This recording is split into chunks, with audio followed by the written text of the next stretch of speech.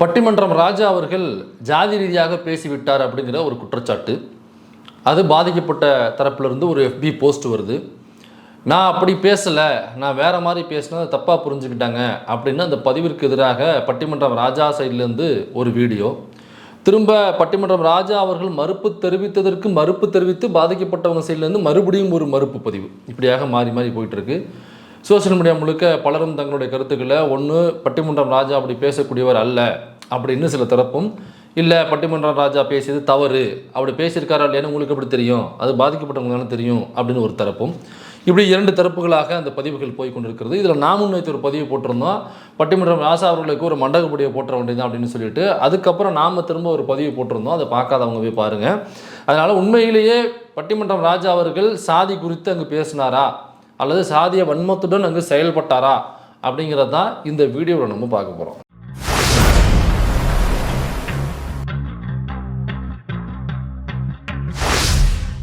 கார்த்திகேயன் அப்படிங்கிற பேரில் ஒரு FB போஸ்ட் வருது. அந்த FB போஸ்ட்டில் இந்த மாதிரி அட்லாண்டா, அமெரிக்காவில் உள்ள அட்லாண்டாவில் உள்ள தமிழ் சங்கம், கட்ஸ்னு பேர் வச்சுருக்காங்க, GATS, கட்ஸ், அதாவது கிரேட்டர் அட்லாண்டா தமிழ் சங்கம் அப்படிங்கிற பேரில் அங்கே ஒரு தமிழ் சங்கம் ஒன்று இயங்கிக்கிட்டு இருக்குது. அந்த தமிழ் சங்கத்தினுடைய ஒரு நிகழ்வுக்கு ஒரு பட்டிமன்றம் நடத்துவதற்காக பட்டிமன்றம் ராஜா அவர்களும் பாரதி பாஸ்கர் என்கிற அந்த நபர், அதாவது அந்த அயோத்தியிலலாம் போய் வீடியோ போட்டாங்க இல்லைங்களா, அந்த பாரதி பாஸ்கர் அவர்கள், இவங்க 2 பேரும் தான் போயிருக்காங்க. அங்கே போயிருக்கும் பொழுது அங்கே உணவு பரிமாறுவதற்கு எப்போவுமே யாராவது இந்த மாதிரி கெஸ்ட் அழைக்கிறாங்க அப்படின்னாக்கா அவங்களுக்கு உணவு பரிமாறுவதற்கு, உணவு சமைச்சு எடுத்துகிட்டு வரதுக்கு யாராவது ஒருத்தட்ட பொறுப்பு ஒப்படைச்சிருவாங்க சங்கத்தில் உள்ளவங்கள்ட்ட.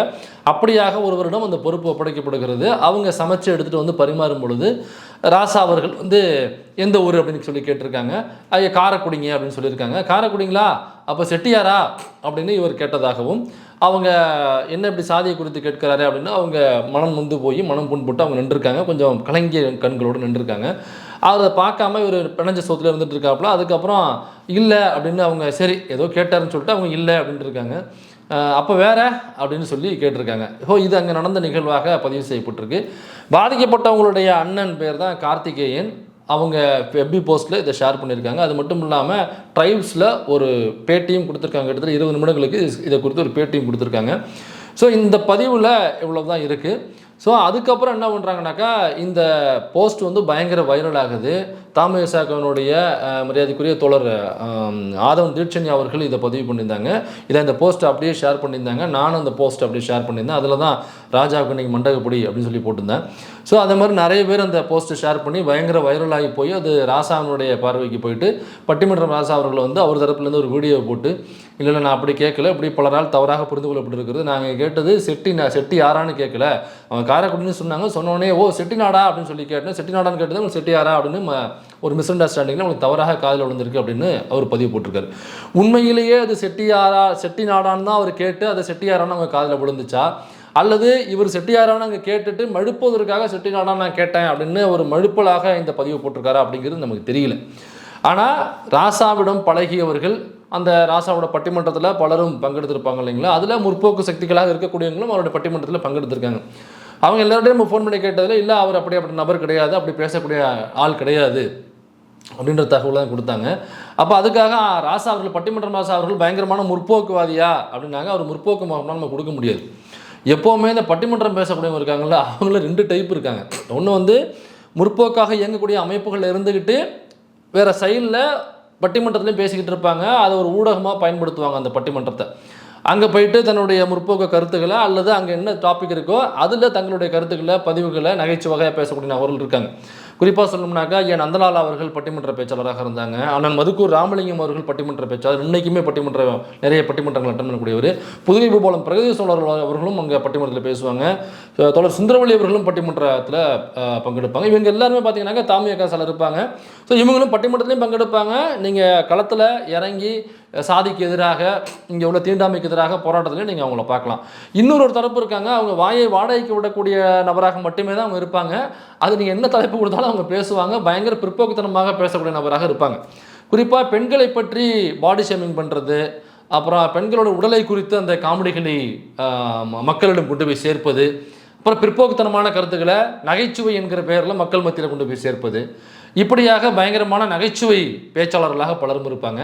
ஸோ அப்படி அதில் நிறைய சங்கிகளும் உள்ளே இருப்பாங்க. இந்த மணிகண்டன் ஒருத்தர் இருப்பார்.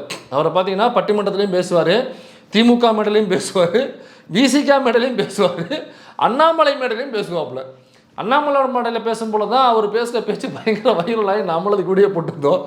அண்ணாமலை முதலமைச்சராக விடமாட்டேன்டா விடமாட்டேன் அப்படின்னாரு. நீங்கள் அண்ணாமலையே காணும், அண்ணாமலையே கேட்காமனு தெரியல. அண்ணாமலை கட்சி பொறுப்பெல்லாம் புரிஞ்சு விரட்டி விட்டாங்க.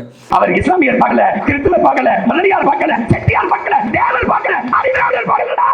இந்திய பிள்ளை எடுத்தா பிள்ளையார் நடித்த தலைவர் வேணும்டா போய்டா ஓட்டு. 39 இடத்துலயும் மோடி தான் நிற்கிறாரு. அண்ணாமலை கையில தமிழ்நாடு ஒப்படைக்காம சாட மாட்டேன்டா. அண்ணாமலை முதல்வராக்காம இந்த மணிகண்ட சாட மாட்டான்டா அப்படின்னாரு. அப்படியே அப்படி ஒரு நபர் தான் மணிகண்டா. அதே மாதிரி இன்னும் நிறைய பேச்சாளர்கள் வந்து நம்ம பார்க்கலாம். ஏன் நம்ம லூஸ் மோகன் இருக்காப்புல, அவர் பட்டிமன்ற பேச்சாளர். ஒரு வருஷத்துக்கு முன்னாடி திமுக மேடையில் அண்ணன் பி.கே. சேகர்பாபு அவர்கள் போட்ட மேடையில் காசு வாங்கிட்டு ஏறி நின்று முதல்வர் மு.க. ஸ்டாலின் அவர்களை குறித்து மு.க. ஸ்டாலின் அவர்கள் போல் கிடையாது, அவர் வந்து பயங்கரமான ஒரு ஆட்சியாளர் அப்படின்னு சொல்லிட்டு அவர் பயங்கரமான ஒரு அவருன்னு சொல்லிட்டு அவர் வந்து பேசினாப்புல. 7 கோடி தமிழர்களுக்கு ஒரே தாய், அதுதான் எங்களுடைய தமிழ் தாய். 7 கோடி தமிழர்களின் ஒரே தாய் தமிழ் தாய்க்கு ஒரு நாள் நெஞ்சமெல்லாம் ரணமாகி ஒரு சிந்தனை இருந்தது. இந்த 7 கோடி தமிழர்களுக்கு ஒரு சிக்கல் வந்தால், அவர்களினுடைய சுயமரியாதைக்கு ஒரு பிணக்கு வந்தால், ஒரு துன்பம் வந்தால், துயர் வந்தால், அதில் இருந்து அவர்களை மீட்கப் போவது யார், காக்கப் போவது யார், அந்த துன்பத்தை போக்கப் போவது யார், யார் யார் யார் என தவித்த தமிழ் தாயின் கேள்விக்கெல்லாம் ஒரு பதில் வந்தது 2 ஆண்டுகளுக்கு முன்பு. அது ஆளுநர் மாளிகையில் முத்துவேல் கருணாநிதி ஸ்டாலின் ஆகிய நான் என்று வந்தது. அப்புறம் பார்த்தீங்கன்னாக்கா ஒரு வருஷம் கழிச்சு இன்னைக்கு பார்த்தோம்னாக்கா இங்கே டிவிகேல காசு வாங்கிட்டு இன்னைக்கு வேற மேடை, அந்த மேடையில் ஏறி இன்னைக்கு அதே மு.க. ஸ்டாலின் அவர்களுக்கு எதிராக இன்னைக்கு தரக்குறைவாக தரம் தாழ்ந்த வார்த்தைகளை பயன்படுத்தி அவருக்கு எதிராக இன்னைக்கு வன்மங்களை கக்கி கொண்டிருக்கிறார். இது மாதிரி நிறைய பேர் இருக்காங்க. ஏன் நம்ம பாரதி பாஸ்கர் இதே அட்லாண்டா தமிழ் சங்கம் கூட்ட இந்த அண்ணன் பட்டிமன்றம் ராஜா அவர்கள் போகும்பொழுது கூட போனவங்க பாரதி பாஸ்கர் அவர்கள். பாரதி பாஸ்கர் அவர்கள் தான் அண்ணன் சாலமன் பாப்பையா அவருடைய டீமில் உள்ளவங்க தான் பாரதி பாஸ்கர், நான் பட்டிமன்றம் ராஜா அவர்கள், இவங்கெல்லாம். இதே பாரதி பாஸ்கர் பார்த்தீங்கன்னாங்க அந்த பட்டிமன்றத்துலையும் பேசுவாங்க. அவங்க நீங்கள் திமுக மேடையிலையும் பார்க்கலாம், பிஜேபி மேடையிலையும் பார்க்கலாம், நீங்கள் அயோத்திலையும் பார்க்கலாம். அவங்கள அயோத்தியில் போயிட்டு அவங்க ஒரு வீடியோ போட்டிருந்தாங்க. சித்திரம் படைக்கப்படுகிற இந்த இடத்தில் இந்த நேரத்தில் இருப்பது எனக்கு சிலிர்ப்பையும் பரவசத்தையும் நம்முடைய நாட்டினுடைய அரசின் தலைவர் ராமர். அயோத்தி ராமர் கோயில் சிறப்பானது பாருங்க ஊன்னு சொல்லி ப்ரொமோஷனுடைய ஒன்று அங்கே போயிட்டு அவங்க அந்த வீடியோ போட்டிருந்தாங்க. இப்போ அயோத்தியில் போயிட்டு ஒரு பாரதி பாஸ்கர் பட்டிமன்ற மூலமாக மக்களுடைய வெளிச்சத்துக்கு வந்தவர், ஒரு ஃபாலோவர்ஸ் அல்லது அவங்களுக்கு பிடிச்சவங்க இருக்கலாம். அவங்களுக்கு அவங்க சொல்ல வர கருத்து என்னன்னாக்கா அயோத்திங்கிறது பாருங்கள் ரொம்ப அற்புதமானது. அதற்கு முன்னாடி அயோத்தி ராமர் கோயிலுக்கு முன்னாடி அங்கு இருந்தது பாபர் மசூதி. இந்த பாபர் மசூதியை கட்டிவிட்டு தான் இந்த ராமர் கோயிலை எழுப்பியிருக்கிறார்கள் அப்படிங்கிற தகவலை தவிர ராமர் பயங்கரமானவர், அப்படியாப்பட்டவர், இப்படியாப்பட்டவர், பாருங்க இந்த கோயில் இப்படி செதுக்கப்பட்டது, அப்படி செதுக்கப்பட்டது, ராமர் கடவுள், அயோத்தி தான் வந்து இந்துக்களுடைய புனித பூமி அப்படிலாம் சொல்லி இந்த அம்மா வீடியோ போட்டுருந்தாக்கா அப்போ இந்த அம்மாவுக்கு என்ன அறிவு இருக்குன்னு நீங்கள் நினைக்கிறீங்க? அப்போ காசு கொடுத்தாக்கா எங்கே வேணாலும் அந்த அம்மா போய் பேசிட்டு வருவாங்க அப்படிங்கிறது. இதே மாதிரி நிறைய பேர் இருக்காங்க. நீங்கள் பேமெண்ட்டை மட்டும் கொடுத்தீங்கன்னாக்கா அவங்க வந்து காஸ்டியூமை மாற்றிக்கிட்டு கஸ்டமருக்கு தகுந்த மாதிரி நல்லா கழுத்தளவுக்கு நெக் பட்டனை போட்டுக்கிட்டு நம்ம மணி மாதிரி போய் உட்காந்து 4 சட்டையை பையில் வச்சுக்கிட்டு சேனலுக்கு தகுந்த மாதிரி பேசி பேமெண்ட்டை வாங்கிட்டு வரவங்க தான். ஸோ இந்த வழியில் நிறைய பட்டிமன்ற பேச்சாளர் நமக்கு தெரிஞ்சு ஒரு 98% பட்டிமன்ற பேச்சாளர் இப்படி தான் இருப்பாங்க. ஏன் இப்போ நம்ம சமயத்தில் நம்ம இவரை அவ்வளோ தூக்கி போட்டு மிதிச்சோமே, நம்ம அண்ணன் ஞானசம்பந்தன், ஐயோ எவ்வளோ பெரிய பேச்சாளர் ஞானசம்பந்தன் ஐயாவெல்லாம் சின்ன வயசில் பார்க்கும் பொழுது அதான் ஏற்கனவே பேசியிருந்தா சில்லறைகளை கடன் வாங்கி செதற விட்டுருக்கேன். இப்படிலாம் நம்ம அஜித் மாரி இப்படி செதற விட்டுருக்கேன். ஐயாவுக்கு என்னமான அறிவாளி, என்னமான புத்திசாலிப்பா, இவ்வளவுலாம் எங்கேருந்து படிப்பாருன்னு தெரியல ஐயா அப்படின்னு கேட்கும்போது தான் அப்புறம் தான் தெரிஞ்சுது ஐயா வந்து இவ்வளவு விஜயபாரதம் புக் ஸ்டாலில் போயிட்டு புக் வாங்கி படிச்சிருக்காரு அப்படிங்கிறது. ஐயா தான் வந்து சொல்லி நமக்கு தெரியுது சாவர்கர் வந்து ஒரு பயங்கரமான போராளி, அவர் ஒரு வீராளி, அவர் ஒரு சூறாளி அப்படிங்கிறது. அந்த கப்பலில் உள்ள அந்த புகை போகும்ல, கப்பலில் நீராவி இன்ஜின் முன்னாடி கரி இன்ஜின் தானே பயன்படுத்துவாங்க. அதில் அந்த புகை போகிற கூண்டு இருக்குல்ல, அது உள்ள அதுவும் 2 கைகள் அந்த ஹேண்ட் கஃப் போட்டு அதில் அவரை வந்து அப்படியே மேலே போய் அங்கேயிருந்து ஜம்ப் பண்ணி குடிச்சாரு அப்படிங்கிறலாம். கையில் விலங்கோட கழிவறைக்கு போகிறேன்னு சொல்லிட்டு கப்பலுடைய புகை போக்கி இருக்கு இல்லையா, அது வழியா மேலே கூடி போய் அங்கேருந்து கடலில் தலகலா பாஞ்சு விலங்கோட நீந்தி போய் பாரிஸ் கடற்கரையில் தப்பிச்சு ஓடுறாரு. ஸ்பெஷலாக வீடியோ போட்டிருக்கோம். அதனால் இங்கே நம்ம அவருக்கு நேரம் நம்ம ஸ்பெண்ட் பண்ண வேணாம். அதை நீங்கள் முழுமையாக பார்த்து என்ஜாய் பண்ணணும் ஐயாவுடைய ரோஸ்ட் அப்படின்னாக்கா அந்த வீடியோட லிங்க் வேணால் டிஸ்கிரிப்ஷனில் நான் போடுறேன். ஐயா நடத்தாத பட்டிமன்றங்களே கிடையாது. பல பேர் வச்சு ஐயா பட்டிமன்றம் நடத்திருக்காரு. அருமையான ஒரு பட்டிமன்ற பேச்சாளர் அவர். அப்போ ஐயா சொல்லும்போது தான் தெரியுது சாவர்கருடைய அருமை பெருமைகள், சாவர்கர் பயங்கரமான வீரர் சூரன் பேசும்பொழுது அப்புறம் நமக்கு என்ன தோணும் ஐயாவை பற்றி. இப்படியாக இந்த பட்டிமன்றத்தில் பேர் வாங்கி புகழ்பெற்ற நபர்கள் பலரும் என்ன பண்ணுறாங்கனாக்கா ஒரு கட்டத்துக்கு அப்புறம் அந்த பழம்பெரும் நடிகர்கள் மாதிரி இவங்க பழம்பெரும் பட்டிமன்ற பேச்சாளர்கள்லாம் மாறும் பொழுது டக்குன்னு அப்படியே ஒரு சங்கி ஸ்டாண்ட் எடுக்கிறது. அப்புறம் தான் தெரியுது இவங்களுக்குள்ள எவ்வளோ வன்மங்கள் ஒளிஞ்சிருந்தது அப்படிங்கிறது. ஸோ அப்படியாக ஒருவேளை ராஜா அவர்களும் பழம்பெரும் பட்டிமன்ற பேச்சாளராக மாறினதுக்கு அப்புறம் ஒரு ஸ்டாண்ட் எடுக்கிறாரோ அப்படிங்கிற சந்தேகம் நமக்கு வர்றதுல ஒரு நியாயம் இருக்குல்ல. இப்போ நம்ம போட்ட பதிவில் அந்த எனக்கா பாதிக்கப்பட்ட நபர் சொல்லி அவங்களுடைய அண்ணன் வந்து ஒரு பதிவை போடுறாங்க, பாதிக்கப்பட்டவங்க அவங்களுடைய அம்மாவுக்கு ஃபோன் பண்ணி அழுதுருக்காங்க அப்படின்னாக்கா ஒரு இன்டென்ஷனோட ராஜாவினுடைய புகழை கெடுக்க வேண்டும், ராஜாவினுடைய அருமை பெருமைகளுக்கு ஆபத்தை வர வைக்க வேண்டும், ராஜாவை குழி தோண்டி போட்டு புதைத்து விட வேண்டும், ராஜாவை காலி செய்து விட வேண்டும் அப்படின்னு யாருக்கிட்டேயும் பணம் பெற்றுக்கொண்டோ அல்லது இவருடைய புகழை சிதைத்து விட வேண்டும் என்று வேற ஒரு பட்டிமன்ற பேச்சாளர் இவங்களுக்கு சொந்தக்காரவங்க அவங்க சொல்லி ஏமா இந்த மாதிரி ஒரு பொய்யை போட்டு விடு, அது பயங்கரமாக பற்றிக்கும் தமிழ்நாட்டுக்குள்ள, அவருடைய புகழுக்கு வந்து கலங்க ஏற்பட்டுரும், ராஜா வந்து தன்னுடைய புகழ் உச்சத்துலேருந்து சரிஞ்சிருவாப்புல அப்படிங்கிறத சொல்கிறத கேட்டுக்கிட்டோ அந்த அம்மா பண்ணலை. பாதிக்கப்பட்ட அம்மா உண்மையிலேயே பாதிக்கப்பட்டவராக உணர்கிறார்கள், அதனால அந்த பதிவை போட்டிருக்காங்க. அப்போ அந்த பாதிக்கப்பட்டவங்கள இடத்துலேருந்து பார்க்கும்பொழுது பாதிக்கப்பட்டவங்க பக்கம் நிற்கணும் அப்படிங்கிறதா பெரியார் நமக்கு சொல்லி கொடுத்தது. அப்போ அந்த பதிவு வந்த வரைக்கும் பாதிக்கப்பட்டவங்க அந்த அம்மா சாதியின் பேரை சொல்லி கேட்டிருக்காரு அப்படின்னு அந்த அம்மா சொல்கிறாங்க. அதை கேட்டுட்டு அவருடைய அண்ணன் இங்கேருந்து ஒரு பதிவு போடுறாரு. அப்போ பதிவு போடும் பொழுது நம்ம பாதிக்கப்பட்டவர்களாக சாதியின் பேரை சொல்லி பேசியிருக்காங்க அப்படின்னாக்கா நம்ம அவங்க பக்கம் தான் நிற்கணும். ஆப்வியஸ்லி அந்த பதிவு போட்ட வரைக்கும் நம்ம பாதிக்கப்பட்டவங்க பக்கம்னு தான் நம்ம பதிவு போட்டிருக்கோம். அதனால் இந்த சந்தேகத்தில் நமக்கு சந்தேகம் வந்ததில் நம்ம மேலே எந்த குறையும் கிடையாது. ஏன்னா உங்கள் பட்டிமன்ற பேச்சாளரோட ஹிஸ்ட்ரி அப்படி இருக்குது. எந்த பட்டிமன்ற பேச்சாளர் 98% மேலே இந்த லைனில் தான் இருக்காங்க. ஒருவேளை அப்படியும் எனக்கா இப்போ பட்டிமன்றத்தில் பேசக்கூடிய ஐயா நந்தலால் ஐயா இறந்து போயிட்டாங்க. அப்புறம் ஐயா மதுக்கூர் ராமலிங்கம் அவர்களோ, தோழர் பிரகதீஸ்வரன் அவர்களோ, தோழர் சுந்தரவள்ளி அவர்களோ இதே போன்ற முற்போக்கு கருத்துக்களை பேசக்கூடிய பட்டிமன்ற பேச்சாளர்கள் எங்கேயாவது பிற்போக்குத்தனமான கருத்துக்களை பேசியிருக்காங்களா, அல்லது வேறு பிற்போக்குத்தனமான பட்டிமன்றங்களில் இவங்க பங்கெடுத்திருக்காங்களா, அல்லது பிற்போக்குத்தனமான வேறு மேடைகளில் போய் காசுக்காக பேசியிருக்காங்களா அப்படின்னாக்கா உங்களுக்கு லிஸ்ட்டே கிடைக்காது. ஏன்னா இவங்க முற்போக்கு கருத்துக்களை மட்டும்தான் பேசுவாங்க, எங்கே போனாலுமே முற்போக்கு கருத்துக்கள் மட்டும்தான் பேசுவாங்க. ஆனால் ஐயா ராசா அவர்களுடைய ஹிஸ்ட்ரி அப்படி சொல்லலை. ஏன்னாக்கா ஐயா ராசா அவர்கள் ஒரு பட்டிமன்ற பேச்சாளர். ஸோ பணம் கொடுத்தீங்கன்னாக்கா அந்த தலைப்பில் அங்கே வந்து பேசுவார். நீங்கள் கம்பராமாயணை பற்றி புகழ்ந்து பேசணுமா, நீங்கள் அங்கே ஒரு கூட்டம் போடுறாங்க அப்படின்னாக்கா அந்த காசு கொடுத்தீங்கன்னாக்கா அதை பற்றி பேசுவார். அல்லது வேறு ஏதோ ஒரு இப்போ இப்படியான பிற்போக்குத்தனமான கருத்துக்களை கொண்ட ஒரு காவியத்தை பற்றி பேசணும், அல்லது ஒரு பிற்போக்குத்தனமான கருத்துக்களை கொண்ட ஒரு புத்தகம் அதை வந்து இங்கே உள்ள மக்கள் பலரால் கொண்டாடப்படுது அப்படின்னாக்கா அந்த புத்தகத்தின் பெயரை வச்சு ஒரு சங்கம் நடக்குது அங்கே வந்து பேசணும்னாக்கா அதை பற்றி ஐயா வந்து பேசுவார். ஸோ அப்படியாப்பட்ட நபராக இருப்பதனால அப்போ அவருன்னு ஒரு கொள்கை கிடையாது. இப்போ இன்டென்ஷனாக அவர் அந்த சாதியை தூக்கிட்டு திருறாரா இல்லையாரா இல்லையா அப்படிங்கிறது நமக்கு தெரியாது. ஒருவேளை இன்டென்ஷனாக அவருக்கு இருந்திருக்கலாம், இன்டென்ஷனாக ஒரு சாதிய மனநிலை கொண்டாடணும்ன்றது நமக்கு தெரியல. ஆனால் பொதுவெளியில் அப்படி எங்கேயும் பேசுறதுக்கு முன்னாடி பொதுவெளியில் பேசலை அப்படிங்கிறதுக்காக இப்போவும் பேசலை நம்மளால் சொல்ல முடியாது. எனக்கு சாதிங்கிறது ஒரு மனநிலை. இங்கே உள்ள இந்தியன்ஸ் எல்லாருக்கிட்டையுமே அந்த சாதிய மனநிலை இருக்கும். அவன் கிறிஸ்தவராக இருந்தாலும் அவனுக்குள்ளே இருக்கும். ஒருவேளை முஸ்லீமாக இருந்தாங்கன்னா அவங்க ப்ராக்டிஸ் பண்ணாமல் இருக்கலாம், ஆனால் அவங்களுக்குள்ளேயும் அந்த சாதிங்கிறது என்ன, இவங்க என்ன சாதியாக இருப்பாங்கங்கிற மன ஓட்டம் அவங்க, ஏன்னா இங்கேருந்து மாறினவங்க தானே அவங்க. அப்போ அவங்களுக்கும் அந்த மன ஓட்டம் இந்தியன்ஸாக பிறந்தாலே சாதிங்கிற மனம் எல்லார் மனனுக்குள்ளேயும் இருக்கும். அதை வெளியில் வரவிடாமல் நம்ம அப்பப்போ ஏந்திரிக்கும் பார்த்தீங்களா, அப்போ நம்ம கையில் வச்சுட்டு மட்டார்னு தட்டி நமக்குள்ளேயே அதை ஆஃப் பண்ணிக்கிட்டே இருக்கணும். எல்லாருக்குள்ளேயும் இந்த சாதிய மனநிலை இருக்கும். அதை வெளியில் வர விடாமல் நம்ம பார்த்துக்கணும். முடிஞ்ச அளவு அதை குழி தோண்டி போட்டு புதைக்க நம்ம முயற்சி பண்ணிக்கிட்டே இருக்கணும். அப்போ அப்படியாக ஐயா ராசா அவர்களை வந்து அப்படியே சாதிய மனநிலை இல்லாதவர் அப்படின்னு சொல்ல முடியாது. ஏன்னாக்க நம்ம அதை பார்த்ததில்லை. சாதிய மனநிலை உள்ளவர் அப்படின்னு சொல்ல முடியாது, அதையும் நம்ம பார்த்ததில்லை. அப்போ எப்பயாவது அது வெளிவரும், ஏதோ ஒரு சமயத்தில் வெளிவரும். சின்ன பிள்ளையிலேருந்தே பை ப்ராக்டிஸாக இருப்பாங்க. ஊருக்குள்ளே ஆண்ட பரம்பரை, இவன் செருப்பு போடக்கூடாது, இவன் எப்படி சைக்கிளில் வர்றான், இவன் வந்து பைக் ஓட்டுறான், அவன் கையை விட்டு, இவன் என்னை விட அதிக மார்க் வாங்குவானா, வீட்டில் பூந்து அவனை விட்டு அப்படின்னு பை ப்ராக்டிஸாக சின்ன வயசுலேருந்து ஒரு ஊரில் இருக்கவனு இருப்பான். இதெல்லாம் மறைச்சிட்டு இருக்கும்போது திடீர்னு அந்த சாதிய மனநிலை வரும். இவன் இந்த சாதி சொல்லாமல் அவங்கள வந்து ஏதோ ஒரு வகையில் ஒடுக்குமுறைக்கு ஆளாக்குறது, அல்லது அவர்களுக்கு எதிரான செயல்களை, எனக்கு இந்த சாதிக்காரன் நம்மளுக்கு பெரிய ஆஃபீஸராக வந்துட்டானாக்கா சரியாக வராத, நம்ம என்ன சாதி இப்படிங்கிறது முள்ளுக்குள்ளே இருக்கும். அல்லது எங்கோ ஒரு இடத்துல வெளிப்படுவது. அப்போ எப்பயோ ஒரு இடத்துல வெளிப்படும் சாதி சில நேரத்தில். அப்படியாக ராசாவிடம் வெளிப்பட்டுச்சா அப்படிங்கிறது நமக்கு தெரியல. அப்போ இதை பொறுத்த வரைக்கும் என்னன்னாக்கா அவங்க சொல்லியிருக்காங்க, இந்த பக்கம் ராஜா வந்து குற்றச்சாட்டை மறுத்து அவர் ஒன்று சொல்லியிருக்காரு, ஒரு விளக்கம் கொடுத்துருக்காரு. இல்லை அப்படின்னு சொல்லிட்டு மறுபடியும் அவங்க சைட்லேருந்து ஒரு விளக்கம் கொடுத்துருக்காங்க. அப்போ இதை முழுமையாக ஆமாம் இல்லைன்னு சொல்லக்கூடிய ஆதாரங்களாக எதுவும் இல்லை. இதுக்கு போய் ஆதாரம் கேட்பீங்களா அப்படின்னு நீங்கள் சொல்லி கேட்கலாம். அதனால நம்ம பாதிக்கப்பட்டவங்க பக்கம் நிற்கிறோம். இன்னமும் பாதிக்கப்பட்ட அந்த பெண்ணின் பக்கம் தான் நம்ம நிற்கிறோம். அவங்க பக்கம் நின்று தான் அந்த கேள்வியை கேட்டுட்டு இருக்கோம். ராஜா கிட்ட அந்த கேள்வியை ஒரே இடத்துல நடத்திட்டு இருக்கோம். அந்த பக்கம் நின்று தான் நம்ம ஒரு இடத்துல நடத்திட்டு இருக்கோம். நம்ம இந்த பக்கம் தான் நின்றுட்டு இருக்கோம். ஆனால் இதை முழுமையாக இந்த குற்றம் நடந்தது அப்படிங்கிறதுக்கான ஆதாரமாக இருக்கான்னாக்கா இருக்குது. அப்போ அந்த ஆதாரம் வெளியில் வரணும். அப்போ அந்த ஆதாரம் என்ன? இப்போ இவங்க சோறு போடும் பொழுது பரிமாறும் பொழுது அந்த கேள்வியை எழுப்பியிருக்காருனாக்கா, அப்போ கூட இருந்திருப்பாங்கல்ல, பாரதி பாஸ்கர் கூட போயிருக்காங்கனாக்கா, அப்போ அவங்களுக்கும் அதே வீட்டில் தானே பரிமாறி இருப்பாங்க.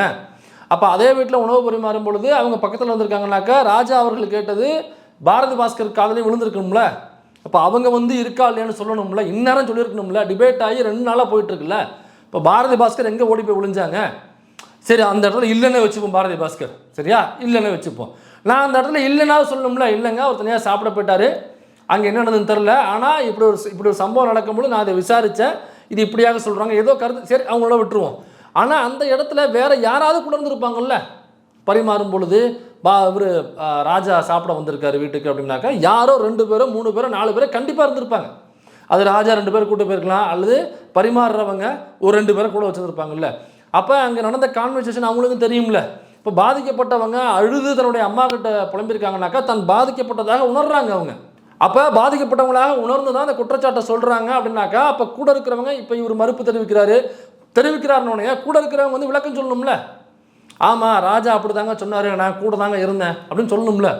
அப்படி இல்லைன்னா இல்லை ராஜா வந்து அப்படி சொல்லலைங்க, ராஜா சொன்னதை வந்து செட்டி நாடான்னு தான் கேட்டார், இவங்க காதில் வந்து செட்டியாரான்னு காதில் அவங்களுக்கு தப்பாக காதில் விழுந்திருக்கு, ஸோ அவங்க இன்டென்ஷனோட சொல்லலை, அது அவங்க தவறாக காதில் விழுந்ததை அவங்க செட்டியாரான்னு புரிஞ்சுக்கிட்டு அவங்க குற்றச்சாட்டை வச்சுட்டாங்களே தவிர இவர் வந்து உண்மையிலே அப்படி தான் சொல்லி, ஏதோ ஒரு விஷயத்த கூட இருந்தவங்க சொல்லணுமா இல்லையா? சாட்சியா கூட இருந்திருப்பாங்கல்ல கண்டிப்பாக. அப்போ அவங்க வந்து சொன்னால் தான் நமக்கு முழுமையாக என்னென்ன தெரியும். இது மட்டும் இல்லை, என்னக்கா நம்ம இவங்க சந்தேகப்படுறதுக்கு, ராஜாவை சந்தேகப்பட்டு பதிவுகள் போடுறதுக்கு இது மட்டுமே காரணம் கிடையாது, இந்த பட்டிமன்றம் மட்டுமே காரணம் கிடையாது. இந்த கட்ஸு, அந்த கிரேட்டர் அட்லாண்டா தமிழ் சங்கம் இருக்குல்ல, இந்த மாதிரி வெளிநாடுகளில் உள்ள தமிழ் சங்கம்ங்கிற பேரில் ஒரு நாட்டிலையும் இருக்குது. ஃபெட்னான் இருக்கும், அந்த மாதிரி அட்லாண்டா தமிழ் சங்கம், அந்த மாதிரி ஒரு நாடுகள்லையுமே வந்து தமிழ் சங்கம் அப்படிங்கிற பேரில் ஒரு சங்கம் இயங்கிக்கிட்டு இருக்கும் இல்லையா? இப்போ தமிழ் சங்கங்கள் யாரை பேச கூப்பிட்றாங்க அப்படிங்கிற லிஸ்ட் எடுத்து பார்த்தோம்னாக்கா நமக்கு இந்த சந்தேகம் வந்தது சரிதான் நமக்கு தோணும். இதே கட்ஸு கிரேட்டர் அட்லாண்டா தமிழ் சங்கம் இருக்கு, இவங்க யாராவது நம்ம கூப்பிட்ருக்காங்க, ஐயா சுபவிய, அண்ணன் கருப்பழனியப்பன், அப்புறம் வந்து ஸ்நேகன், இந்த மாதிரியான நபர்களையும் கூப்பிட்ருக்காங்க. அதே மாதிரி நம்ம இவர் கருவாட்டு சாம்பார் சீட்டு கிடந்த கையை விட்டாப்புல நம்ம தஞ்சாவூர் மணியரசன், அந்த பேசி குடியரசியல் பேசுமே, அந்த குடியரசியல் பேசுகிற மணியரசனையும் அவங்க கெஸ்ட்டாக கூப்பிட்ருக்காங்க. அவங்க பேசி அந்த தமிழ் உணர்வை அவர் பேசி அங்கே உள்ள அந்த தமிழ் சங்கத்தில் உள்ளவங்க அவங்க நிறைய கருத்துக்களை தெரிஞ்சுக்கணும் அப்படிங்கிறதுக்காக, எங்க உங்களுக்கு ஊரில் வேறு ஆளே கிடைக்கலையா, இல்லை ஊரில் வேறு ஆளே கிடைக்கலையாங்க, சரி யாரோ ஒருத்தர் இல்லைங்க நடுநிலைமையாக இருக்கணும், நாங்கள் வந்து ஏற்கனவே ஐயா சுபவியை கூப்பிட்டோம், அப்புறம் வந்து இவரை கூப்பிட்டு நடுநிலையாக கூப்பிடணும் அப்படிங்கிறதுக்காக இவன் யார் மணியரசன் வந்து நடுநிலையாளர், அவன் லிட்டரலாக தன்னோட நிலைப்பாட்டை சொல்லிட்டு நிற்கிறான். ஆர்எஸ்எஸ்க்கு பிஜேபிக்கு ஆதரவாக நாம் தமிழர் கட்சி நிற்கிது, அந்த நாம் தமிழர் கட்சிக்கு ஆதரவாக இந்த கருவாட்டு சாம்பார் நம்ம கம்பி மீசை முன்சிட்டியில் கையை விட்ட பீஸு மணியரசன் போய் நிற்கிது அப்படின்னாக்கா, அந்த ஆளை கூப்பிட்டு என்னத்தை நீங்கள் அந்த மக்களுக்கு, அந்த தமிழ் பேசுகிற அந்த குடும்பங்களை சார்ந்த குழந்தைகளுக்கு என்னத்தை அவன் வந்து சொல்ல போகிறான், அவன் சொல்கிறத என்னத்தை நீங்கள் தெளிவடைய போகிறீங்க, எனக்கு புரியல. அப்போ லிஸ்ட் எடுத்து பார்த்தோம்னாக்கா மணியரசனை எல்லாம் கூப்பிட்டு வச்சுருக்கீங்க நீங்கள். அப்போ உங்களுக்கு என்ன புரிதல் இருக்குது? தமிழ் சங்கம் அப்படின்னாக்கா அப்போ தமிழை பற்றி ஏதோ பேசணும் அப்படின்னா தமிழில் பேசினா போதுமா? தமிழில் வந்து எதை பேசினாலும் பரவாயில்ல. அப்போ ஜாதி தீண்டாமை அப்படிங்கிறத தமிழ்லையே நான் பேசி தீண்டாமையை கடைபிடிக்கணும்னு பேசினாங்க, என்னை கூப்பிட்றீங்களா? தமிழில் அருமையாக பேசுகிறாருப்பா, என்ன அருமையாக பேசுகிறாரு பாருங்க. தமிழில் அந்த ரகரத்தை பார்த்தீங்களா, அதுலேயும் அந்த அந்த இந்த ழா இருக்குங்க, அது அந்த இந்த ழா இருக்குல்ல, அது அருமையாக வச்சிருப்பாருங்க அவர், பா நாம அருமையாக பேசுகிறேன் அப்படி கூப்பிட்ருவீங்களா? அப்போ தமிழ் மக்களுக்கு, தமிழுக்கு அவர் என்ன தொண்டாட்டியிருக்காரு, தமிழ் மக்களுக்கு என்ன தொண்டாட்டியிருக்காரு, அதனால் அவங்க என்ன பயனடைஞ்சாங்க அப்படிங்கிறத பொறுத்தாலும் நீ கூப்பிடணும். அதை விட்டுட்டு மணியரசன்லாம் கூப்பிட்டு உட்காராச்சாக்க இப்போ நம்ம சந்தேகம் வருமா வராதான்? ஏன்னா குடியரசில் பேசக்கூடியவன் மணியரசன், அந்த குடியரசில் பேசக்கூடிய மணியரசனை கூப்பிட்டு உட்கார வச்சுட்டு அதே அமைப்பு ராசாவையும் கூப்பிடுது அப்படின்னாக்கா ராஜாவை பற்றி நம்ம முன்ன பின்ன தெரியாது. ஏன்னா பட்டிமன்றத்தில் பேசுகிறவர் எங்கேயோ பொதுக்கூட்டத்தில் வந்து ஒரு ஜாதி எதிர்ப்புக்காக பேசக்கூடிய நபரானாக்கா இல்லை, அல்லது ஒரு பெரியாரிய மேடைகள்லையோ அம்பேத்கரிய மேடைகள்லையோ ஒரு கம்யூனிஸ்ட் மேடைகள்லையோ வந்து பேசக்கூடியவரானாக்கா இல்லை, அவர் கமர்ஷியலாக அதை பயன்படுத்திருக்காரு, அவ்வளோதான். அப்போ அவர் தனிப்பட்ட முறையில் தனி வாழ்க்கையில் என்னன்னு நம்ம தெரியாது. நாமெல்லாம் பட்டிமன்றத்தை பார்க்க நிப்பாட்டி ரொம்ப வருஷம் ஆகுது, இங்கே பூரா பூமராக பேசிகிட்டு இருக்குங்க, உட்காரதும் பூமராக இருக்குங்க, அதனால் பட்டிமன்றத்தில் நம்ம போகிறதே இல்லை. அப்போ அதே மணியரசன் பேசக்கூடிய குடியரசியலை பேசக்கூடியதாக ஒருவேளை ராஜா இருப்பாரோ, அதன் அடிப்படையில் அங்கே இருக்கிறவங்ககிட்ட தனிப்பட்ட முறையில் எனக்கு அங்கே போய் கேட்கும் பொழுது ஒருவேளை இது வந்து பல நாடுகளில் நடக்கும், பல நாடுகளில் இருக்கிற இந்த தமிழ் சங்கம் இந்த பேரில் இயங்குகிற சங்கங்கள் இருக்குல்ல, அங்கே போகும் பொழுது நீங்கள் பெரியார், அம்பேத்கர், மார்க்ஸ் இந்த பேரில் எங்களுடைய அமைப்புகளில் போனீங்கன்னாக்கா அங்கே இந்த தொந்தரவுகள் இருக்காது உங்களுக்கு. ஆனால் மற்றபடி இந்த தமிழ்ச்சங்கம்ங்கிற பொதுவான போட்டு நடத்துவாங்க பாருங்க, அங்கே போனோம்னாக்கா இது இருக்கும். போனோம்னாக்கா நம்ம எந்த ஊருன்னு தெரிஞ்சுக்க ஆசைப்படுவாங்க. எனக்கு ஒருவேளை நம்ம ஊராக இருந்தாக்கா அப்படிங்கிற ஒரு ஆசை இருக்கும் அவங்களுக்குள்ள. அல்லது பக்கத்து ஊர்னாக்கா ஏதோ சொல்லி அவனை தெரியும் இவனை தெரியும் மாமா இருக்கான் மச்சான் இருக்கான் நம்மள்ட்ட க்ளோஸ் ஆகிறத முயற்சி பண்ணுவாங்க. அப்படி இல்லைனாக்கா ரெண்டாவது ஒன்று இருக்குது, நம்ம என்ன சாதின்னு தெரிஞ்சுக்கிறது. அதில் என்ன சாதின்னு குறிப்பிட்டு தெரியணுங்கிற அவசியம் இல்லை. அந்த ஊர் பேர்லாம் கேட்டு வரும்போது நம்ம ஒரு ஓபிசியாக இருந்தால் உங்களுக்கு போதும். நம்ம ஓபிசி ஷெட்யூல்டு காஸ்ட் இல்லை, ஷெட்யூல்டு ட்ரைப்ஸ் இல்லை, நம்ம ஒரு ஓபிசி அப்படின்னாலே அவங்களுக்கு போதும் அப்பாடா அப்படின்னு. அதே ஷெட்யூல்டு காஸ்ட்னாக்கா அவங்களுக்குள்ள ஒரு சின்ன மனத்தடை வரும், அதை புரிஞ்சுக்க முயற்சி பண்ணுவாங்க. ஒருவேளை ராசா அவர்கள் அந்த மாதிரி ஏதாவது முயற்சிகள் எடுத்திருக்காரோ, அவர் போயிட்டு இதுவா அதுவான்னு கேட்டு ஒரு முயற்சி எடுத்திருக்காரோ அப்படிங்கிற சந்தேகம். நீங்கள் மணியரசனை கூப்பிட்டு நிகழ்ச்சி நடத்துகிற நீங்கள் ராஜாவை கூப்பிட்டு நிகழ்ச்சி நடத்துறீங்கனாக்கா எங்களுக்கு அந்த சந்தேகம் வர்றதுல 100% எங்களுக்கு வாய்ப்பு இருக்குல்ல. இப்போ இந்த வெளிநாடுகளில் உள்ள தமிழ்ச்சங்கம் அப்படின்னு பேரில் எங்கள் சங்கங்கள்லாம் என்ன தெரியுமா செய்யணும், அங்கே நிறைய இந்தியன்ஸ் போயிட்டு பிரச்சனை பண்ணுறாங்கல்ல. அப்போ பிரச்சனை பண்ணும் பொழுது அல்லது பிரச்சனையே அந்த நாட்டு அரசாங்கத்திற்கு பிரச்சனையாக அது உருவாகும் பொழுது நீங்கள் அந்த இந்தியன் என்கிற பெயரில் இயங்கி அந்த பிரச்சனையை தொல்லையை கொடுக்குற நபர்களுக்கு எதிராக நீங்கள் அறிக்கைகள் விடணும் அல்லது அது செய்தியாக்கணும். ஏன்னா நாங்கள் வேற அவங்க வேற, அவங்க சங்கி நாங்கள் சங்கி இல்லை, நாங்கள் தென் தமிழகத்தை சார்ந்தவர்கள், நாங்கள் நாகரிகமானவர்கள், எங்களுடைய நாகரிகம் வேறு. அப்படி செய்யக்கூடியவர்களையும் எங்களையும் நீங்கள் இந்தியர் என்று ஒன்றாக அடையாளப்படுத்தக்கூடாது, நாங்கள் தென்னிந்தியர்கள் என்று நீங்கள் உங்களை தென்னிந்தியர்களாக தமிழர்களாக நீங்கள் அடையாளப்படுத்திக்கணும். ஏன்னா நிறைய பிரச்சனை நடக்குதுங்க. நாங்கள் அந்த சோஷியல் மீடியாலெலாம் பார்க்கும்பொழுது அந்த ஒரு ஹோட்டலு, அந்த ஹோட்டல்லேருந்து சாப்பிட்டு வெளில வரும்பொழுது ஒரு மரத்தில் ஒரு ஒரு இது விட்டுருக்காங்க, ஒரு போஸ்ட் விட்டுருக்காங்க. அந்த போஸ்ட்டில் என்ன சொல்லுவாங்க, நோட்டீஸ் விட்டுருக்காங்க. அதில் இங்கே எச்சில் துப்பாதீர்கள், ஹிந்தியில் எழுதியிருக்கான், இங்கே எச்சில் துப்பாதீர்கள். இங்கிலீஷும் சில இடத்துல எழுதியிருக்காங்க, எச்சிலோ அல்லது பான்பராக்கோ போட்டு துப்பாதீர்கள் அப்படின்னு. இப்போ வெளிநாட்டில் உள்ளவங்க எச்சில் துப்புற பழக்கம் கிடையாது. பொதுவெளியில் இங்கே எச்சிலே துப்ப மாட்டாங்க. அப்போ எச்சில் இப்போ நமக்கு அந்த பழக்கம் முன்னாடி இருந்திருக்கலாம், இப்போ ரொம்பவே குறைஞ்சிருச்சு. இந்த பான்பராக்கு போட்டு துப்புறது, வெத்தலைப்பாக்கு போட்டு, நம்ம ஊரில் வெத்தலைப்பாக்கு அதிகமாக போடுவாங்க வயசானவங்க, அது போன ஜென்ரேஷனோட முடிஞ்சு போச்சு. இப்போ வெத்தலைப்பாக்கு போடுற கிழவிகளே கிடையாது. எங்கேயோ ரொம்ப ரேராக கிழவிகள் வெத்தலைப்பாக்கு போடுற கும்பல் உறுப்பு ரொம்ப கம்மியாக தான் யாராவது வீட்லேயே இருக்கும், ரொம்ப ரேராக தான் இருப்பாங்க. வெளிநாட்டில் இருக்கவே மாட்டாங்க. அப்போ இந்த பான்பராக்கு போடுறது இந்த மாதிரியான ஐட்டங்கள் போடுறதுக்கு பார்த்தீங்களா, இது யார் செய்வாங்கன்னாக்க இந்தியாவில் வட இந்தியர்கள்லாம் பெரும்பாலும் செய்வாங்க. வட இந்தியர்களில் பணக்காரர்லேருந்து ஏழையிலேருந்து எல்லாருமே பார்த்தீங்கன்னாக்கா கூலி தொழில் செய்கிறவங்கலேருந்து அவன் பிஸ்னஸ் பண்ண இருப்பான், அவன் வரைக்கும் பார்த்தீங்கன்னாக்கா பான்பராக்கு போட்டு துப்பிட்டு இருப்பான். அவன் ஒரு ஹேபிட்டாக வச்சுருக்கான் அதை. அப்போ அங்கே போய் அந்த இயற்கைக்கு கேடு விளைவிக்கும் வகையில், அந்த சுகாதாரத்திற்கு கேடு விளைவிக்கும் வகையில் அந்த வேலைகளை செய்வது நாங்கள் அல்ல, எங்களுக்கு அந்த பழக்கம் கிடையாது, நாங்கள் சுத்தமானவர்கள், நாங்கள் சுகாதாரமானவர்கள், இந்த பழக்கத்தை செய்பவர்கள் இவர்களால் உங்களுக்கு தொந்தரவு வந்தால் எங்களை ஒட்டுமொத்தமாக அடையாளப்படுத்தாதீர்கள் அப்படின்னு நீங்கள் ஒரு அறிக்கையை கொடுங்க, அல்லது அதை பற்றி பொதுவெளியில் பேசுங்க. இதே மாதிரி வெளிநாடுகளில் பார்க்குறோம், இந்த விநாயகர் சதுர்த்திக்கு என்ன பண்ணுறாங்க, இங்கே உள்ளது மாதிரி பெரிய பெரிய விநாயகர் சிலைகளை செஞ்சு அங்கே உள்ள அங்கே தண்ணீர்லேருந்து இயற்கையிலேருந்து அவங்க அதில் ரொம்ப கவனமாக அதில் இருப்பாங்க, அதில் ரொம்ப சிரத்தை எடுத்து அதை கவனிப்பாங்க. அப்படி இருக்கும்பொழுது அங்கே உள்ள தண்ணீருக்கு கேடு விளைவிக்கும் வகையில், அங்கே உள்ள அட்மாஸ்பியருக்கு கேடு விளைவிக்கும் வகையில் இந்த பிள்ளையார் சிலையில் கண்ணா பண்ணாலும் பெயிண்ட் அடித்து விநாயகர் சதுர்த்தி கொண்டு போய் கும்பலாக கொண்டு போய் அங்கே கொண்டு தள்ளி விடுறாங்க. இப்போ அங்கே உள்ள கவர்மெண்ட் இந்த மாதிரி செய்கிறவங்கள நாங்கள் நாட்டை விட்டு வெளியே அனுப்புவோம்னு சொல்கிறாங்க. அப்போ நீங்கள் என்ன செய்யணும்னாக்கா, ஐயா நாங்கள் செய்ய மாட்டோம், நாங்கள் தென் தமிழர்கள் அல்லது நாங்கள் தமிழர்கள், நாங்கள் எங்களுக்கு இந்த மத உணர்வு இதெல்லாம் நாங்கள் வெளியில் காமிக்க மாட்டோம், நாங்கள் எங்கள் வீட்டுக்குள்ளே வச்சுப்போமே தவிர அந்த நிகழ்ச்சிகள் எதுவாக இருந்தாலும் நாங்கள் வீட்டுக்குள்ளே கொண்டாடி இருப்போம். ஒருவேளை எங்களுடைய ஃப்ரெண்ட்ஸ் வர சொன்னாலும் நாங்கள் வீட்டுக்குள்ளே வர வச்சு நாங்கள் வீட்டுக்குள்ளே கொண்டாடி முடிச்சுப்போமே தவிர பொதுவெளியில் ரோட்டில் இந்த மாதிரி ஊர்வலமாக சென்று மற்றவங்களை தொந்தரவு செய்வது, டிஸ்டர்ப் பண்ணுவது, அப்புறம் இந்த போக்குவரத்திற்கு இடையூறுகள் செய்வது, கண்ணாபுண்ணு சத்தம் போட்டு அதை அடித்து இதை அடித்து கொண்டாடி வயதானவர்களுக்கு, படிக்கும் குழந்தைகளுக்கு, கர்ப்பிணி பெண்களுக்கு நாங்கள் இந்த மாதிரி ஊர்வலிப்பது கிடையாது. இப்போ சமீபத்தில் பார்த்தா காவடியெல்லாம் தூக்கிட்டு போகிறாங்கய்யா, காவடியை தூக்கிட்டு போகிறப்பா உன்னுடைய பக்தி ஆன்மீகம்லாம் நாங்கள் எதுவும் சொல்லலை. இப்போ தமிழ் சங்கத்தில் இருக்கிறவங்க இல்லாதவங்க நீங்கள் கடவுள் பக்தியோடு இருங்க, நீங்கள் நம்பிக்கையோடு இருங்க, நீங்கள் ஆன்மீகத்தோடு இருங்க, அவங்க வீட்டுக்குள்ளே வச்சுக்கணும். அதெல்லாம் வீட்டுக்கு வெளியில் வந்தாக்கா 1000 மதத்தை சார்ந்தவங்க, 1000 சாதியை சார்ந்தவங்க, 1000 மொழி பேசுகிறவங்க, 1000 நாட்டில் உள்ளவங்க வருவாங்க. நீ அங்கே போய் உன்னுடைய மத உணர்வையும் உன்னுடைய கடவுள் நம்பிக்கையும் காமிக்கிறானாக்கா அப்புறம் அவனும் காமிக்கிறான்னு வந்தானாக்கா சண்டையில் போய் முடியும். இதுதான் பிஜேபி சொல்கிற லைன். அதனால் நாங்கள் அப்படி கிடையாது, நாங்கள் எங்கள் வீட்டுக்குள்ளே வச்சுப்போம், நாங்கள் தெருவில் அதை செய்வதில்லை, பொதுமக்கள் வாழ்கிற பகுதியில் அதை செய்து இடையூறு செய்வதில்லை. நாங்கள் அப்படி செய்பவர்கள் வட மாநிலத்தை சார்ந்தவர்கள், அவர்கள் சங்கிகள், அப்படின்னு அடையாளப்படுத்துங்க. இப்போ சமீபத்தில் நியூசிலாந்தில் ஒரு பார்லிமெண்ட்டில் கூட ஒரு லேடி ஒருத்தவங்க போயிட்டு அமைச்சராக பதவி வைத்தாங்கன்னு நினைக்கிறேன். அவங்க கூட வந்து ஒரு மாதிரி அந்த பழங்குடியின பெண் அவங்க இந்த மாதிரி டான்ஸ் ஆடி ஒரு மாதிரி பண்ணாங்க இல்லைங்களா, அது பயங்கர வைரல் ஆச்சு. அது அங்கே உள்ள பழங்குடியினத்தினுடைய ஒரு வார் கிரை இது. அவங்க இந்த மாதிரி பேசுனது, அந்த டான்ஸ் ஆனதெல்லாம் வார் கிரை அது. அந்த வார் கிரை என்ன பண்ணாங்கனாக்க, இப்போ சமீபத்தில் சாலையில் அந்த பக்கம் இந்தியர்கள் நிறைய பேர் நிற்கிறாங்கன்னு வைங்களேன், இந்த பக்கம் 1000 பேர், அந்த நியூசிலாந்தை சார்ந்த 1000 பேர் வரிசை கட்டி நிற்கிறாங்க. அந்த வார் கிரையை ரோட்டில் நின்று செய்கிறாங்க அவங்களுக்கு எதிராக.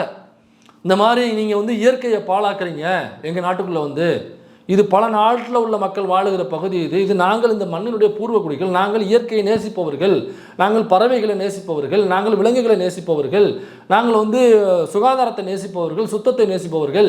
நீங்கள் வந்து ரோட்டில் வந்து அந்த பேரணி போகிறேன், இந்த பேரணி போகிறேன், அப்புறம் காவடியை தூக்கிட்டு போகிறேன், அப்புறம் வந்து கவுட்டி தூக்கிட்டு போகிறேன், அப்புறம் வந்து இவர் என்ன இப்போ சிலையை தூக்கிட்டு போகிறேன், அதில் கொண்டு போய் கடலில் கரைக்கிறேன், தண்ணியில் கரைக்கிறேன்னு சொல்லிட்டு அப்புறம் அதை இதையும் அடிச்சுக்கிட்டு நீங்கள் தொந்தரவாக இருக்கிறீர்கள். இங்கே வாழும் மக்களுக்கு, இங்கே இருக்கிற குடிமக்களுக்கு நீங்கள் மிகவும் தொந்தரவை கொடுக்கிறீர்கள் அப்படின்னு சொல்லி பெரிய வார்க்கிறையை ஒரு 1000 பேர் சேர்ந்து பண்ணாங்க. அந்த வீடியோ கிளிப் பண்ண இப்போ நான் பேசும்பொழுதே உங்களுக்கு ஃபுல் ஸ்க்ரீனில் போயிருக்கும். அது இது நியூசிலாந்தில் நடந்தது. ஏன்னா நியூசிலாந்தில் எப்படின்னாக்கா மரத்தை வெட்டுறதுனா கூட பெரிய ப்ரொசீஜர் உண்டுங்க. நீங்கள் நியூசிலாந்தில் நடக்கிற கிரிக்கெட் மேட்சை பார்க்குறவராக இருந்தால் உங்களுக்கு அது ஞாபகம் இருக்கலாம். நான்லாம் பார்க்கும்போது அது நடந்துச்சு. அதாவது கிரவுண்டுக்குள்ளே ஒரு மரம் இருக்கும். அந்த மரம் அப்படின்னாக்கா இப்போ இந்த பவுண்ட்ரி லைன் போடுவாங்க இல்லைங்களா, அது அப்படியே ஓவல் சைஸில் இருக்கும் இல்லைங்களா. நியூசிலாந்தில் மட்டும் அந்த பவுண்ட்ரி லைனில் ஒரு பெரிய மரம், பழங்காலத்து மரம் போல் இருக்கு, பெருசாக இருக்கும். அந்த மரத்தினுடைய நடுவில் அந்த கயிறு வரும். அங்கே என்ன பண்ணுவாங்க, அந்த மரத்துக்கு முன்னாடியே அந்த கயிறு நிற்கும் பவுண்டரி லைன், அப்படியே அந்த மரத்தை சுற்றி அந்த பவுண்டரி லைன் வந்து அப்படி வந்து இப்படி போகும். இப்படி ஒரு பவுண்டரி லைன் எங்கேயாவது பார்த்துருக்கீங்களா நீங்கள்? இன்டர்நேஷ்னல் மேட்ச் நடக்கக்கூடிய கிரவுண்டு. இந்தியா நியூசிலாந்து மேட்ச் நடக்குவாங்க, இந்தியா ஆஸ்திரேலியா மேட்ச் நடக்குங்க, ஆஸ்திரேலியா நியூசிலாந்து மேட்ச் நடக்குவாங்க, வெஸ்ட் இண்டீஸ் நியூசிலாந்து மேட்ச் நடக்கும். இன்டர்நேஷ்னல் மேட்ச் நடக்கக்கூடிய கிரவுண்டு அது. ஸோ அந்த கிரவுண்டில் அப்போல்லாம் நியூசிலாந்து நடக்கும் பொழுது ஏர்லி மார்னிங் 4 மணி 3:30 மணி 5 மணி அந்த சமயத்தில் அந்த மேட்ச் நடக்கும். அலாரம் வச்சு எழுந்துச்சு பார்க்குறது. மொத்தமே 200 ரன் தான் நம்மளுக்கு அடிப்பாடுங்க. அதில் 110 120 ரன் நம்ம ஷேவாக் மட்டும் தான் அடிச்சுட்டு இருப்பாப்புல. பாக்கி 80 ரன் 10% அடிப்பாங்க. பவுலிங் நிற்கவே முடியாது, பவுன்ஸ் ஆகிட்டே இருக்கும். தலைவன் மட்டும் 100 ரன் 120 ரன் போட்டு அடிச்சுட்டு இருப்பாப்புல. டோட்டல் பார்த்தோம்னா 180 180 163 இருக்கும். பால் பார்த்தீங்கன்னாக்கா அந்த மரத்தில் அடித்து உள்ள கிரவுண்டில் வந்து விழுகும். 6 போகும், அந்த மரத்தில் அடித்து கீழே அடித்து உள்ளே வந்து விழுகும். இப்படிலாம் நடக்குங்க. அப்போ மரத்தை வெட்ட மாட்டாங்க. இன்டர்நேஷ்னல் மேட்ச் அது. எவ்வளோ பெரிய பெரிய பிளேயர்ஸ் ஆடக்கூடிய கிரவுண்டு. அவன் மரத்துக்கு தான் முக்கியத்துவம் கொடுப்பான். அப்படி இருக்கும்போது நீ போயிட்டு அங்கே பான் பராக்க துப்புறது, சிலையை கொண்டு போய் தண்ணியில் கரைக்கிறது, காவடி எடுக்கிறேன்னு சொல்லிட்டு போகிறது, பெரிய பெரிய வாள்களை வைத்து சுற்றி கொண்டு இருப்பது, இதெல்லாம் பண்ணினாக்கா அவன் கடுப்பாகலாம் மாட்டான் அந்த நாட்டில் உள்ளவன்.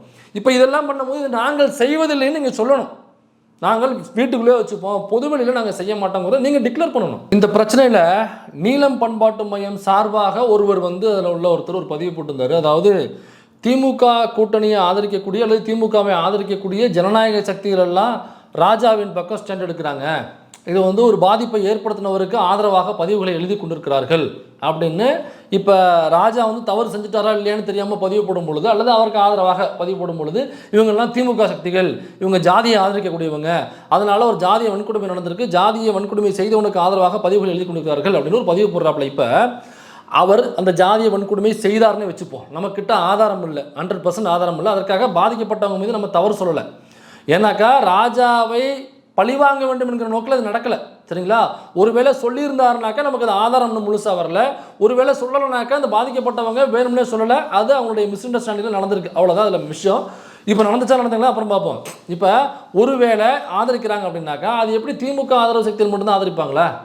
இப்போ அதில் ஆதரிக்கிறாங்கன்னா தனிப்பட்ட முறையிலேருந்து அந்த விஷயத்தை அணுகிறாங்க, அந்த அணுகிறதுல அவங்களுடைய பாயிண்ட் ஆஃப் வியூவை முன்வைக்கிறாங்களே தவிர திமுக ஆதரவு சக்திகள், திமுக கூட்டணி ஆதரவு சக்திகள் தான் அவர் ஆதரிக்கிறாங்க அப்படின்னாக்கா நான் தெரியாமல் கேட்குறேன், இல்லை தெரிஞ்சே கேட்குறேன். இப்போ நாங்களாம் திமுக கூட்டணியை ஆதரிக்கிறோம், சரி, நீலம் பண்பாட்டு மையம் எந்த கூட்டணியை ஆதரிக்குது சொல்லுங்கள்? இப்போ திமுக கூட்டணி ஆதரிக்குதா அல்லது பாஜக கூட்டணி ஆதரிக்கீங்களா? 2 கூட்டணி தான் இருக்குது. 2 கூட்டணியில் எந்த கூட்டணி நீங்கள் ஆதரிக்கிறீங்க? ஒருவேளை இந்த விஷயத்தில் பட்டிமன்றம் ராஜா அவர்கள் தெரிஞ்சே தவறு செஞ்சு அதற்காக முட்டு கொடுக்குறாங்க இவங்கெல்லாம் அப்படின்னாக்கா, இவருக்கு முட்டு கொடுத்து நாங்கள் என்ன பண்ண போகிறோம்? ராஜா என்னன்னா ஜிபேல காசு அனுப்ப போகிறாப்புல, தம்பி நல்லா பேசுகிறீங்க, அருமையான முட்டு கொடுத்துருக்கீங்க, ஒரு 50,000 வச்சுருங்க உங்களுக்கு அனுப்புறேன்னு சொல்லிட்டு 50,000 பணம் அனுப்ப போகிறாப்லையா? அல்லது 1 லட்சம் வச்சுங்க சிறப்பான உடைய தம்பி எனக்கு அனுப்ப போகிறாப்லையா அவர்? அல்லது இவர் திமுக கூட்டணிக்கு இவர் ஆதரவாக இருக்காரு, இவரை நம்ம காப்பாற்றணும்னாங்க, இவரை காப்பாற்றினா 1 லட்சம் ஓட்டு வாங்கி கொடுக்க போகல இவர்? இல்லை 1 லட்சம் ஓட்டு வாங்கி கொடுக்க போகிறாலும் கேட்குறேன் நான். அவர் ஒரு கட்சி ஓட்டு போடுவார், அவங்க வீட்டில் உள்ளவங்க வேறு கட்சி ஓட்டு போட போகிறாங்க, அவ்வளோதானே பஸ்ஸு. இவரை காப்பாற்றி என்ன நடக்க போகுது? அல்லது இவர் பயங்கரமான முற்போக்காளர், தெரியாமல் ஒன்று பண்ணிட்டாரு, இவரை காப்பாற்றினா தான் முற்போக்கு சக்தியில் காப்பாற்ற முடியும், ஐயோ இவரை காப்பாற்றினா தான் அமைப்புகளை காப்பாற்ற முடியும்னு அவ்வளோ பெரிய அமைப்பு சார்ந்து செயல்பட்டவரா அவர் காசுக்காக எந்த இடத்துலையும் பேசக்கூடியவர். அவரை காப்பாற்றி எனக்கு என்ன லாபம் இருக்கும்? முதல்ல இப்போ நடந்திருக்கு நடக்கலைங்கிறதுல ஒரு கருத்து இருக்கும். அதுக்காக இவங்கெல்லாம் இவருக்கு போய் ஆதரவு தெரிவிக்கிறாங்கன்னு சாயம் பூசம் வந்தாக்கா அப்போ நீலம் பண்பாட்டு மையம் எந்த கூட்டணிக்கு ஆதரவு தெரிவிக்குது? இப்போ இதில் பார்க்க வேண்டியது என்னென்னா, ஒருவேளை ராஜா தெரிஞ்சே தவறு செய்திருந்தாலும் இப்படி ஒரு குற்றச்சாட்டு வரும் பொழுது ஒரு பதறி அடிச்சுட்டு வந்து இல்லைன்னு சொல்கிறாரு பார்த்தீங்களா, இதுதான் தமிழ்நாட்டு மண்ணுங்கிறது, இதுதான் பெரியார் செஞ்சதுன்னு நான் சொல்கிறேன். இப்போ இதே சம்பவம் இப்போ உடனே கிண்டல் கேள்வி பண்ணுவாங்க. ஆமாம் இப்போ பார்த்தியா தவறு செஞ்சாலும் சொல்லி தூக்கிட்டு வரான் பார்த்தியா, அப்போ தவறு செஞ்சாருனாக்கா கண்டிச்சு பேசு. இப்போ ராஜாவை அடித்து வீடியோ போட்டு ரோஸ்ட் போட்டு வீடியோ போட்டு நான் ஏற்கனவே ஃபஸ்ட்டு ஒரு போஸ்ட் போட்டேன், அதனால் இப்படி எப்படி மாறினாலுமே அந்த எடுத்த ஸ்டாண்டுக்கு நம்ம வந்து அடித்து காலி பண்ணுவோம் ராஜாவை அப்படின்னு அடித்து வியூஸ் எடுத்து இப்போ நான் வந்து ரொம்ப தூய்மையானவன் அப்படின்னு நிரூபித்து நான் பட்டம் வாங்கிட்டு போகிறேன், விருது வாங்கிட்டு போகிறேன். நான் தூய்மையான நிரூபிக்கிறத நான் இங்கே வரல, நான் தூய்மையானவன் என்று நிரூபித்து ஒன்று சமூகத்துக்கு ஒன்றும் ஆக போகிறதில்ல பாஸ், நான் ரொம்ப யோக்கியன் அப்படின்னு நிரூபித்து சமூகத்துக்கு ஒன்றும் ஆக போகிறதில்ல. இந்த சம்பவத்தில் என்ன நடந்துச்சு அப்படிங்கிறத அலசியராஜி நம்ம ஒரு பதிவை போடுறோம். அப்போ ஒருவேளை தவறே நடந்திருந்தாலும் ஆனால் பதிலடிச்சுட்டு வந்து குற்றச்சாட்டு வந்தோன்னா ஐயோ இல்லை இந்த தவறு செஞ்சுட்டாங்க பொதுவெளி தெரிஞ்சாக்கா நாளைக்கு தமிழ் சமூகம் என்னை ஏற்காதுங்கிற பயத்தை ஏற்படுத்தணும் தான் பெரியாருங்க. இதே சம்பவம் அப்படியே உத்தரப்பிரதேசத்துலையோ குஜராத்லையோ மகாராஷ்டிராவிலையோ அல்லது மத்திய பிரதேசத்துலையோ அல்லது வேறு மாநிலங்கள் பிஜேபி ஆளுகிற மாநிலங்கள் அல்லது வட மாநிலங்கள் எங்கேயோ இதே சம்பவம் அப்படியே அங்கே நடந்துருச்சு அப்படின்னாக்கா இது இன்னும் இப்போ ராசா வந்து அழட்டிக்கவே மாட்டாப்ல. ராஜா இது குற்றச்சாட்டாவே கருதவே மாட்டாங்க. இது குற்றச்சாட்டு நிரூபிக்கப்பட்டாலுமே ஆமான்னு சொல்லிட்டு போயிடுவாங்க வட மாநிலங்களில். ஆனால் இங்கே அப்படி கிடையாது. செய்திருந்தாலும் கூட ஐயோ இது யாருக்கும் தெரியாத செஞ்சோம் அந்த பொருளில் தெரிஞ்சாங்க நாளைக்கு என்னை எவனும் பட்டிமன்றத்தை கூட மாட்டானே, ஐயோ நாளைக்கு என்னை பொதுவெளியில் மதிக்க மாட்டாங்களே, என்னை வீட்டிலே மதிக்க மாட்டாங்களே, கூட இருக்கிறவங்க மதிக்க மாட்டானே அப்படிங்கிற பயம் இருக்குல்ல, அந்த பயத்தை உண்டு பண்ணதான் பெரியாருடைய வெற்றி. பெரியார் என்ன பண்ணாருன்னு கேட்குறாங்களே, இந்த மறுவாசி போய் செய்யணும்னு பேசுகிற அந்த கரிகஞ்சா இருக்கட்டும், அப்புறம் இந்த மஞ்சப்பொடி மாமா பயலாக இருக்கட்டும், அந்த பாலியல் பொறுக்கியாக இருக்கட்டும், பெரியார் மண்ணு இல்லை, இது பெரியாரே மண்ணு தான், அப்புறம் பெரியார் எண்ணத்தை கிழிச்சாரு, பெரியார் எண்ணத்தை செஞ்சாரு, பெரியார் எண்ணத்தை பிடுங்கினான்னு கேட்குறாங்களே, பெரியார் கிழிச்சது இதுதான்டா, பெரியார் செஞ்சது இதுதான் செஞ்சாப்புல. இப்போ நீங்களும் என்ன பண்ணுறீங்கனாக்கா 3 பேரும் அல்லது இது போன்ற மனநிலையில் கேட்கிற அனைவரும் வாங்க வரிசையில் வாங்க, குறிப்பாக அந்த மஞ்சப்பொடி மாமாப்பைய அப்புறம் இந்த கரிகஞ்சி பாலியல் பொறுக்கி 3 பேரும் வரிசையாக வந்து பெரியார் அந்த மிச்சம் வச்சிருக்க மூத்திரம் இருக்குல்ல அதில் ஒரு டம்ளர் எடுத்து குடிச்சிட்டு போங்க. நீங்கள்லாம் பெரியார் செஞ்சது இதுதான் செஞ்சார். அதனால் இந்த சம்பவத்தில் எது நடந்துச்சு நடக்கலை அப்படிங்கிறதுக்கான 100% நம்பக்கூடிய ஆதாரமாக நம்மகிட்ட எதுவும் இல்லை. கூட இருந்தவங்களும் வந்து ஸ்டேட்மெண்ட் கொடுக்குறாங்களாங்க, அவங்களும் ஸ்டேட்மெண்ட் வந்து கொடுக்கல. அவங்க கொடுத்தா தான் நம்ம அதை பற்றி பேசவும் முடியும். ஆனால் இந்த விஷயத்தில் பாதிக்கப்பட்டவங்க அவரை வேணுமுன்னே பழி சுமத்தணுங்கிறதுக்காக அவங்க சுமத்தலை. அதனால் பாதிக்கப்பட்டவங்க மேலே எந்த தவறும் கிடையாது. அவர் பாதிப்பை ஏற்படுத்தலைன்னு ஒன்று சொல்லியிருக்காப்புல, அந்த பாதிப்பை ஏற்படுத்தலைன்னு சொன்ன ஸ்டேட்மெண்ட்டு தான் சரியா இல்லையா, அது உண்மையா இல்லையா அப்படிங்கிறது இப்போ நிரூபிக்கப்படணும். அது அப்படியே இருக்குது. அதனால் அதுக்குள்ளே நம்ம அவர் பண்ணது தவறு தானே போட்டு அடிக்கவும் முடியாது. ஏன்னாக்கா அடித்து நிரூபித்து இந்த மாதிரி இல்லைனாக்கா ஐயோ நமக்கு எதிராக எழுதுவாங்களே பேசுவாங்களே அப்படின்னு நிரூபித்து எனக்கு ஒன்றும் ஆக போகிறதில்ல, நான் அதுக்காக இங்கே வரவும் இல்லை. அதனால் ராஜா அவர்கள் பேசுனது உண்மையா இல்லையா அப்படிங்கிறத கூட இருக்கிறவங்க யாராவது சொல்லட்டும், அல்லது பாதிக்கப்பட்டவங்க தொடர்ந்து பேசிக்கிட்டு இருக்காங்க. ஆனால் நமக்கு ஆதாரமாக வெளியில் பேசும்போது நமக்கு ப்ரூஃபாக எதுவும் இல்லை, யாரும் கூட இருக்கிறவங்களும் அதை குறித்து பேசவும் மாட்டேங்கிறாங்க. அப்படிங்கும்போது நம்மளால் அது சரியான ஒரு ஸ்டாண்ட் எடுக்க முடியல. ஆனால் பாதிக்கப்பட்டவங்க பக்கம் இதுவரைக்கும் நின்றுட்டு இருக்கோம், ராஜா கிட்ட கொஸ்டின் பண்ணிக்கிட்டு இருக்கோம்.